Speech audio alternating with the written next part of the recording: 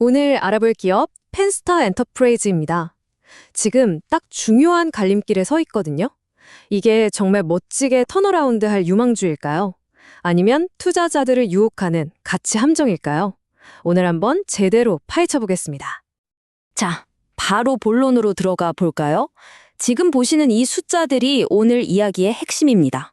아니, 매출은 8.9%, 거의 9% 가까이 늘었는데 어떻게 갑자기 영업이익은 15억 원 손실로 적자로 돌아설 수가 있었을까요? 정말 이상하죠? 이 미스터리 뒤에 숨겨진 진짜 이유를 지금부터 하나씩 살펴보겠습니다. 이 회사를 제대로 이해하려면요, 일단 펜스타가 두 개의 완전히 다른 얼굴을 가졌다는 것부터 알아야 합니다.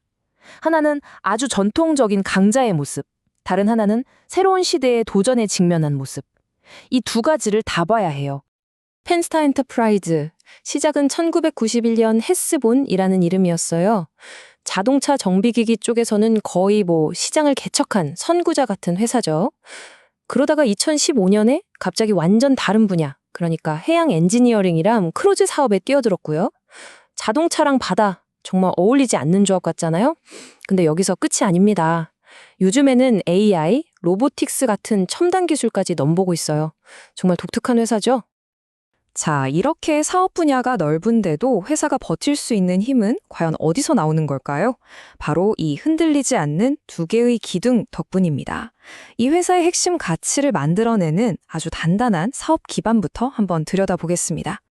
첫 번째 기둥, 바로 이 회사의 시작점이자 확실한 현금 창출원, 바로 자동차 정비기기 사업입니다. 헤스본이라는 브랜드로 국내 시장의 무려 60%를 장악하고 있습니다. 60%요. 이건 거의 독점에 가깝다고 봐야죠. 압도적입니다. 그리고 두 번째 기둥. 자동차 시장을 잡았으면 다음은 어딜까요? 바로 바다입니다. 해양 사업인데요. 특히 부산항에서는 관련 사업 점유율이 63%에 달합니다. 와, 자동차에 이어서 바다까지. 그야말로 육지와 바다를 모두 장악한 셈이죠. 근데 이런 시장 지배력이 그냥 덩치가 커서 그런 게 아니에요. 바로 이 기술적 해자가 있기 때문입니다. 이게 무슨 말이냐면 50개가 넘는 특허랑 지식재산권, 그리고 고장나면 바로 달려가는 전국적인 AS망을 갖추고 있다는 거죠. 다른 회사들이 쉽게 따라 하려야 할 수가 없는 아주 깊고 넓은 성벽을 쌓아놓은 겁니다. 자, 그런데 말이죠. 이렇게나 기반이 탄탄한 회사가 왜 갑자기 실적이 나빠졌을까요? 이제부터는 좀 어두운 얘기를 해야 할 것 같습니다. 이 회사의 성장을 가로막고 있는 리스크, 그 역풍의 정체를 자세히 들여다보겠습니다. 그래서 도대체 2025년에 무슨 일이 있었던 걸까요? 원인은 크게 두 가지였습니다. 첫째는 외부 요인인데 국제해사기구의 환경 규제가 자꾸 미뤄지면서 돈이 많이 되는 해양 엔지니어링 프로젝트들이 줄줄이 연기된 거예요. 근데 설상가상으로 원자재 값에 인건비까지 오르니까 수익성이 확 나빠진 거죠. 이 두 가지가 한꺼번에 겹치면서 흑자였던 회사가 순식간에 15억 원 적자로 돌아선 겁니다. 그리고 외부 문제보다 더 골치 아픈 내부 리스크가 하나 있습니다. 바로 오버행이라는 건데요. 주식하시는 분들은 들어보셨을 거예요. 아주 쉽게 말해서 주가가 조금만 올랐다 하면 나 지금 팔 거야 하고 쏟아져 나올 수 있는 대규모 잠재 매물, 시한폭탄 같은 거라고 생각하시면 됩니다. 이 오버행 리스크가 하는 역할이 뭐냐면요. 말 그대로 주가 위에 보이지 않는 거대한 벽을 세워놓는 겁니다. 회사가 예전에 발행했던 전환사채 물량인데 이게 주가가 오르려고 꿈틀대기만 하면 위에서 쿵 하고 내리누르는 강력한 저항선이 되고 있는 거죠. 투자자들 입장에선 정말 답답한 상황입니다. 자, 지금까지는 좀 답답하고 어두운 면을 봤는데요. 이제부터는 희망을 얘기해 볼 시간입니다.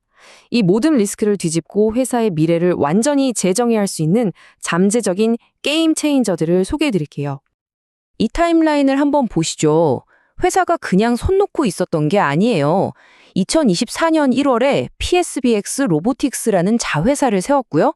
9월에는 국내에서 아주 유망한 AI 반도체 기업이죠. 퓨리어사 AI와 계약까지 맺었습니다.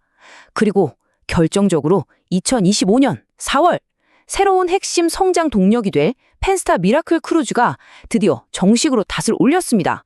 미래를 향한 구체적인 발걸음이 이미 시작된 거죠. 네, 바로 이 문장이 핵심입니다. 미라클 크루즈의 성공적인 취향은 회사의 수익 구조를 근본적으로 개선할 수 있는 촉매제다.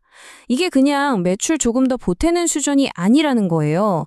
이 사업이 성공하냐 마냐에 따라서 회사의 체질 자체가, 그러니까 돈 버는 방식 자체가 완전히 바뀔 수 있다는 아주 중요한 의미를 담고 있습니다.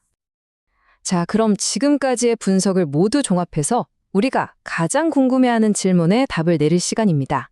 펜스타 엔터프라이즈. 그래서 지금 사야 할까요? 아니면 팔아야 할까요? 오늘 분석의 결론, 그리고 구체적인 매매 전략까지 전부 알려드리겠습니다. 자, 최종 평가입니다. 저울의 양쪽에 장점과 단점을 올려놓고 비교해 볼게요. 왼쪽, 상승 잠재력을 보면요. 자동차랑 해양 사업에서 보여준 압도적인 시장 점유율이 있고요. 여기에 크루즈랑 AI라는 새로운 성장 동력이 더해졌죠. 자산 가치 대비 저평가된 점도 매력적이고요. 반면에 오른쪽, 하락 리스크를 보면 최근의 적자 전환이 가장 뼈아프고 규제에 따라 실적이 흔들릴 수 있다는 점, 그리고 아까 말씀드린 심각한 오버행 리스크가 버티고 있습니다. 정말 팽팽하죠? 이런 상황을 바탕으로 주가 시나리오를 세 가지로 그려볼 수 있습니다. 가장 긍정적인 시나리오는 크루즈 사업이 대박이 나서 흑자로 돌아서는 경우, 이때는 1,200원에서 1,300원까지도 볼 수 있고요.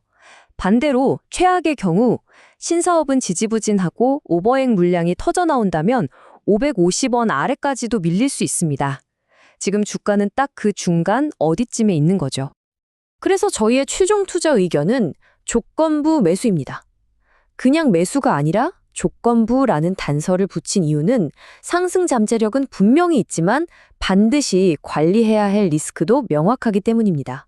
이 조건을 꼭 기억하셔야 해요. 그래서 구체적인 3단계 매매 전략을 제시해드립니다. 1단계, 진입 구간입니다. 현재 주가 근처인 680원에서 710원 사이에서 분할로 접근하시는 걸 추천하고요. 만약 650원 아래로 더 떨어진다면 비중을 늘려볼 만한 기회로 볼 수 있습니다. 2단계, 수익 실현입니다. 850원 근처까지 오면 일단 절반 정도는 이익을 챙기시고요. 만약 1,000원을 강하게 뚫어낸다면 전략 매도까지 고려해 볼 수 있습니다. 마지막 3단계, 가장 중요한 리스크 관리.